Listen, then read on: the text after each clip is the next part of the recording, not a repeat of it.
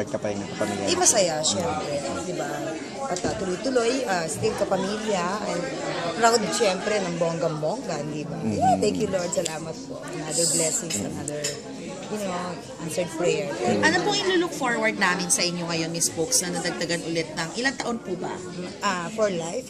Hindi dalawa na lang, 2 years po. Opo, ano po mga abangan namin sa inyo sa 2 years po ulit? Pagdating po sa mga bagay-bagay na yan, pinapasa management ko na po yan. Sila naman po nakakaalam. At ako syempre, meron din mga bago tayong trabaho, proyekto naka-ready. Hindi po pwede i-chika, pero unang-una magpasalamat muna ako. Thank you talaga. Serye po, pelikula? Meron. May pelikula tayo, may mga teleseries and everything. At di natin alam, baka may mga surprises. Miss Pokes, ngayon po, karagdagang hanap buhay. Na-renew po ating contract. Meron ba tayo regalo sa sarili natin? Travel or...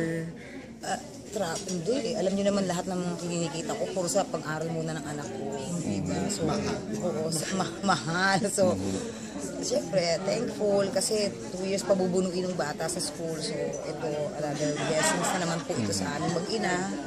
Yun. So, yung mga travel siguro, bonus na lang yan kasama ng mga shows abroad. At naabot mo na Poki ang 10 taon sa sa showbiz. Oo nga, nakalain nyo, no? Parang kailan lang, kumakalaw inamilyo na mukha akong dilis. Diba? Ngayon po ba, mukhang talakitok. Okay. Pero Ate Poki, diba, ayan, okay yung blessing sa'yo. Love life ka lang po ba? Ay, anak ko, sabi nga ni Mang Charon, hindi daw hinahanap yan. So, hanapin, hayaan mo sila, nandyan lang yan. Pero kung ikaw pa papipiliin, Ate Poki, mas ba yung foreigner sa'yo? Or wala namang specific na kung ano man ang nasyon niya. Kung ano bang ready, at talagang para siya, yun na yun, di ba? Pero nandun na po ba kayo sa parang dead man na kung walang dumating? Or nandun pa rin naman po yung hoping and praying? Pinagdarasal yan, di ba? Kasi laging dapat kasama sa mga dasal mo. Pero huwag mo hanapin, ipagdasal mo. Miss Poco, nga sa comedian po, kasi umikot ngayon yung mga story about sadness. Totoo po ba na mas malungkot ang mas masasayahing tao? Lahat tayo may mga pinagdadaanan sa buhay. Mapakomedyante ka ma, hindi ka komedyante. Paano mo lang i-handle? No? Hindi naman lahat ng komedyante malalalim yung pinagdaanan. Tayo, about ikaw, kayo, di ba? Paano lang natin na handle? At syempre, yung sa tulong din ng mga pamilya natin, di ba? Yung communication sa mga mahal sa buhay, yun ang importante. Sila rin naman yung malalapitan natin, hindi ba? Miss Poco, malapit na ang birthday nyo. Talaga ba?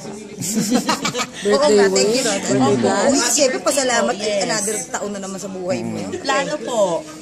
Plano. Wala pa Wala pa akong nakikita ng Siguro, unahin ko muna yung hanap buhay. Yun. So, siguro may mga pa-dinner lang, dinner. So, yun. Wish po para sa sarili. Wow. Wish para sa sarili. Ayun, more projects. Maraming trabaho. Hanggat kaya ng katawan ko. Yun. Tsaka yung para sa mga nagmamahal sa akin. Sana nandyan sila lagi. Good health para sa lahat sa paligid ko.